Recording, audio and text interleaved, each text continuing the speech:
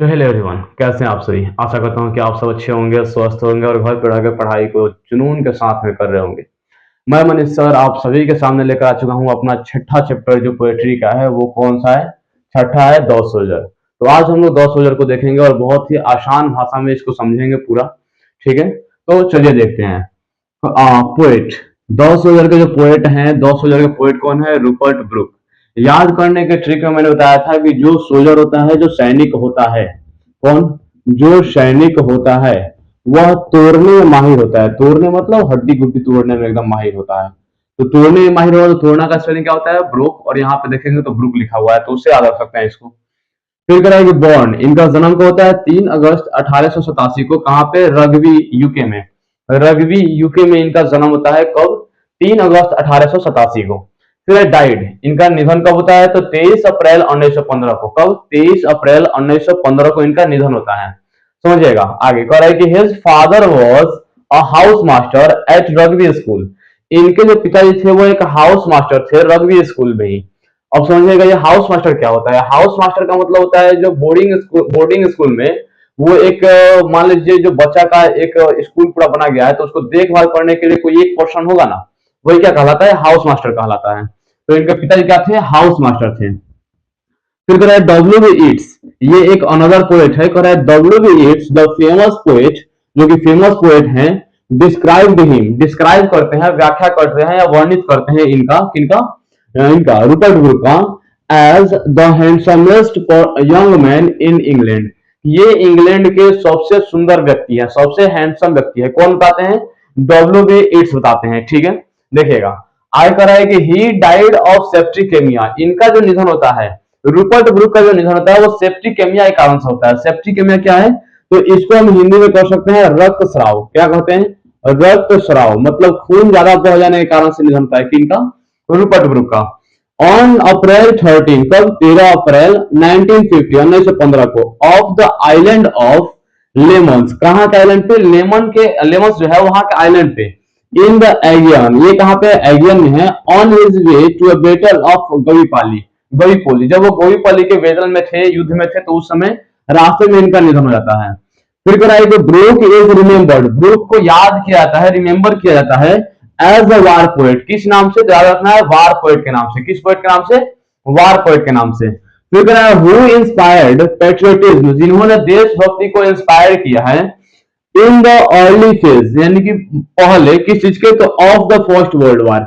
जब पहला world war हुआ था 1914 से लेकर 18 तक चला था, उसमें शुरुआती फेज में, अर्ली फेज में ये रूपर्ट ब्रुक क्या करते हैं? पेट्रियोटिज्म को इंस्पायर करते हैं। ठीक है, देखिएगा।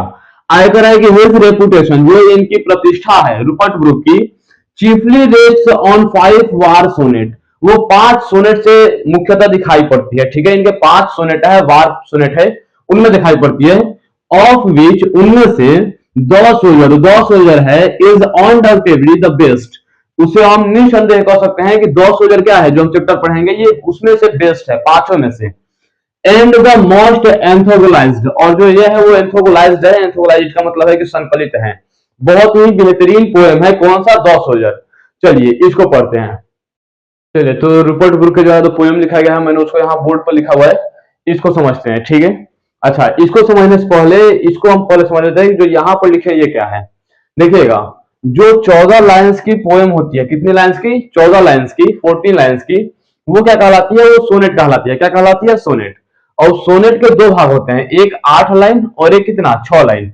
8 लाइन वाले को ओक्टेव कहते हैं। क्या कहते हैं? ओक्टेव। और 6 लाइन वाले को क्या कहते हैं? सेस्टेट कहते हैं। क्या कहते हैं? सेस्टेट कहते हैं। यहाँ पर 8 और 6 मिलाए 14 लाइन्स के हो गए क्या? सोनेट। चलिए अब हम इस चैप्टर को समझते हैं। ठीक है, देखिएगा चैप्टर में क्या कह रहा है। चैप्टर है कि इफ आई शुड डाई, यदि मैं मर जाऊं। ठीक है, ये कवि कहते हैं रूपर्ट ब्रुक की, इफ आई शुड डाई, यदि मैं मर जाऊं, think only this of me, तो मेरे बारे में केवल इतना सोचना। ठीक है, that there some corner of foreign field, की फॉरेन फील्ड का, विदेशी जो जमीन है उसका कोई एक कोना, कोई एक corner, that is for ever England, किसका हो जाएगा? इंग्लैंड का हो जाएगा। ठीक है, ये बात करते हैं कि यदि मैं मर जाऊं कहीं युद्ध वगैरह में, तो फिर इतना क्यों सोचना मेरे बारे में, उस विदेशी जमीन का वो कोना किसका हो जाएगा? इंग्लैंड का हो जाएगा। There shall be in that rich earth की उस रिच अर्थ में, उस जो समृद्ध भूमि है उसमें, और रिचर डस्ट कंसील, एक रिचर डस्ट क्या हो जाएगा, कंसील हो जाएगा, छिप जाएगा। रिचर डस्ट, डस्ट अपने आप को बोलते हैं कौन, रूपर्ट ब्रुक। डस्ट का मतलब यहाँ पर क्या है, कवि अपने आप को बोलते हैं, रूपर्ट ब्रुक खुद को कहता है कि मैं एक डस्ट हूं। तो याद रखना कि एक वर्ड उसमें छिप जाएगा। और डस्ट एक ऐसा धूल, whom इंग्लैंड बोर, जिसे इंग्लैंड ने जन्म दिया। अच्छा, रूपर्ट ब्रुक का जन्म कहा हुआ था इंग्लैंड में। वो अपने आप को कहते हैं एक ऐसा डस्ट जिसका जन्म किसने दिया, इंग्लैंड ने दिया। शेप्ड, आकार दिया। मेड, यहां पर है कि मेड अवेयर, यानी कि जागरूक बनाया। क्या बनाया, जागरूक बनाया। गेव वंस और फ्लावर्स, उसने अपने फूल दिए। टू लव, क्या करने के लिए, लव करने के लिए, स्नेह करने के लिए। हर वेज, उसने अपने रास्ते दिए। टू रोम, क्या करने के लिए, रोम करने के लिए। रोम का मतलब होता है यहाँ पर घूमना, ठीक है, घूमना। तो घूमने के लिए उसने अपने रास्ते दिए इंग्लैंड ने।